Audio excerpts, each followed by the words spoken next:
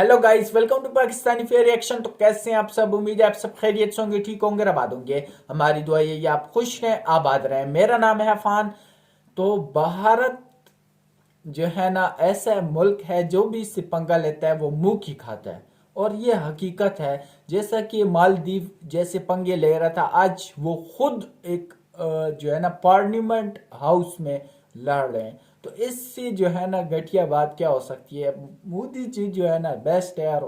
भारत से जो पंगा लेते हैं वो अपने मुंह की खाता है। आपस में लड़ने शुरू हो जाते हैं कि आपने ये फैसला क्यों किया, आपने वो क्यों किया। तो बिना किसी तरह की काउंटर करते हैं क्या मामला हुआ है। तो बड़े बड़े प्रेसिडेंट आपस में हाथापाई कर रहे हैं। जो पढ़े लिखे लोग होते हैं वो आपस में जो है ना हाथापाई कर रहे हैं। तो इससे वो घटिया और ऐसी वो क्या हो सकती है मुल्क के लिए? एक ये बहुत घटिया मिसाल है।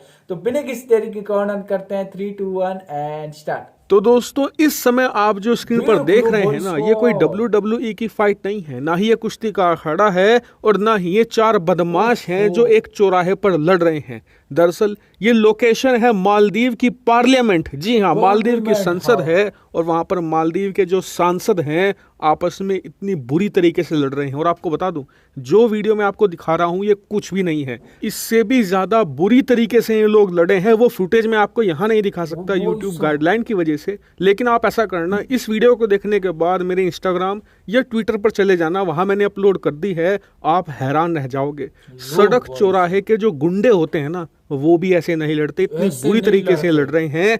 लेकिन कारण क्या है? तो देखिए, मुद्दा ये है कि आज मालदीव की संसद में एक प्रस्ताव को लेकर वोटिंग होनी थी। प्रस्ताव ये था कि मालदीव के राष्ट्रपति बने हैं मोहम्मद मोइजू। उन्हें राष्ट्रपति बने 3-4 महीने हो चुके हैं, लेकिन अभी तक उनकी जो कैबिनेट है वो नहीं बनी थी, क्योंकि मालदीव में कैबिनेट। राष्ट्रपति यानी कि प्रेसिडेंशियल सिस्टम के तहत वोटिंग होती है। वहां पर राष्ट्रपति के चुनाव अलग होते हैं, पार्लियामेंट के जो सांसद होते हैं उनके चुनाव अलग होते हैं। अब मोहम्मद मोइजू राष्ट्रपति तो बन गए, लेकिन राष्ट्रपति बनने के बाद वो भारत विरोधी कामों में इतने ज्यादा संलिप्त थे कि अपनी देश की कैबिनेट ही बनाना भूल गए। जी हाँ, आज तक वहां पर मंत्री ही नहीं बना। और इसीलिए जब मालदीव के लोगों ने सवाल उठाने शुरू किए कि यार, हमने तुम्हें राष्ट्रपति इसलिए बनाया है कि तुम हमारा डेवलपमेंट कर सको, हमारे भलाई के काम कर सको, हमारे यहाँ पर जो सुविधाएं हैं उन्हें इंप्रूव कर सको, लेकिन तुम तो ये कुछ कर ही नहीं रहे, क्योंकि आज तक तुमने किसी विभाग का कोई मंत्री तक नहीं बनाया।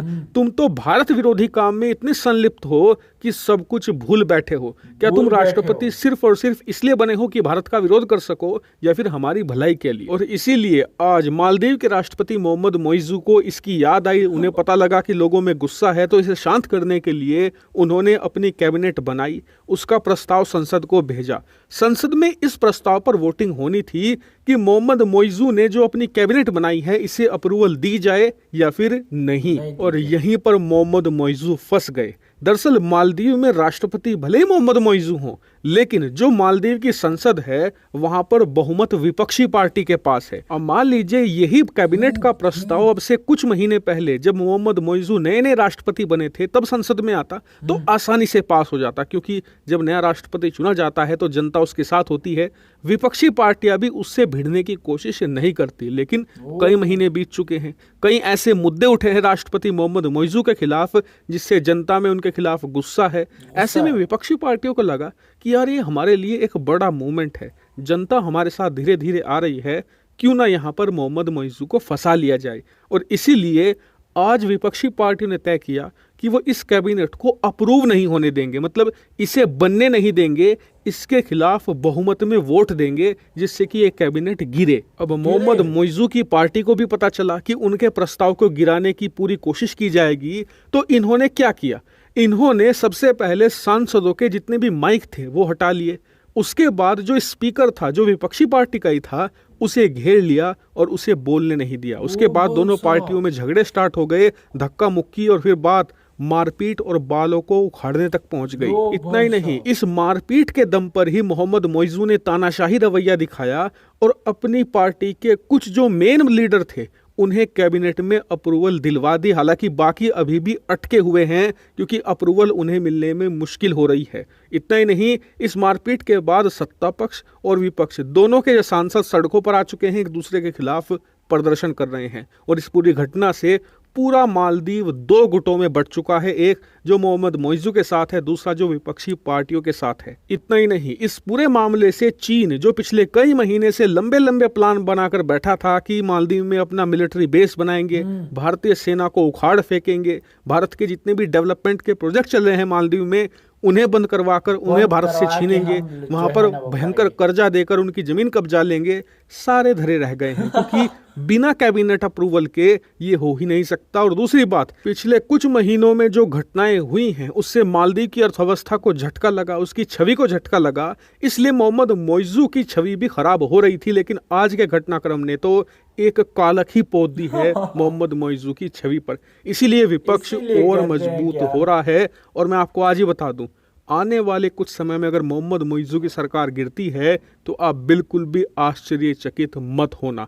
हालांकि इस पूरे घटनाक्रम पर मेरी नजर है, जैसे ही कोई खबर आएगी सबसे पहले यही मिलेगी, इसलिए आप चैनल को सब्सक्राइब कर ले। साहब देख लो, इसीलिए कहते हैं कि भारत से पंगा ना लो, भारत से पंगा ना लो, ऐसे ही होता है। ये मालदीव इतना जबरदस्त चल रहा था, इतना इनकी ग्रोथिंग हो रही थी, जब से इन लोगों ने भारत से पंगा लिया है, मोदी जी से पंगा लिया है, भारत से लिया है कि जो है ना हम भारतीयों के साथ ये करेंगे वो करेंगे, तब से इनकी जो है ना दिन गिरते जा रहे हैं। और चाइना ने जैसे सोचा था कि हम जो है ना भारतीयों को यहाँ से निकाल लेंगे और मालदीव से, और हम अपनी जो है ना एक वो बनाएंगे, मिलिट्री बनाएंगे, ये करेंगे वो करेंगे, जो इन लोगों ने सोचा था सब पानी में फिर गया।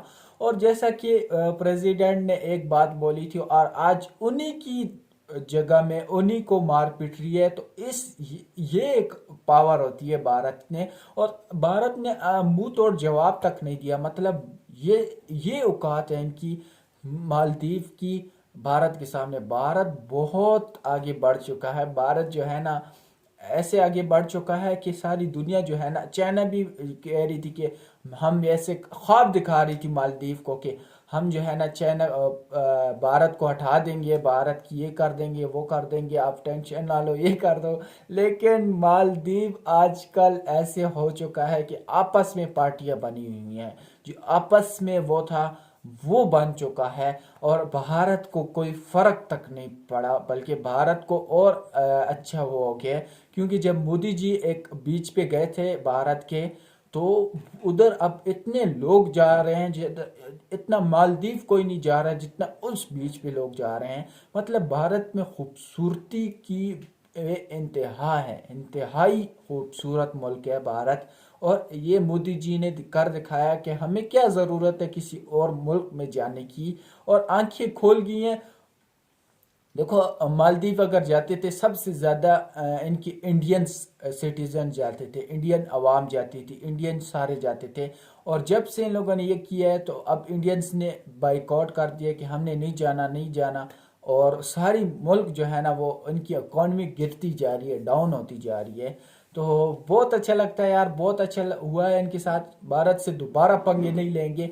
तो कोई भी मुल्क होता है, एक मालदीव नहीं, इसके अलावा कहीं भी कोई भी मुल्क होता है तो भारत से कोई भी पंगा लेता है तो वो मुंह की खाता है। तो इसीलिए कहते हैं भारत से पंगा ना लो। अगर क्या कहना है कमेंट सेक्शन में जरूर बताएं। तो आज के लिए इतना ही, तब तक के लिए अपना ख्याल रखिएगा।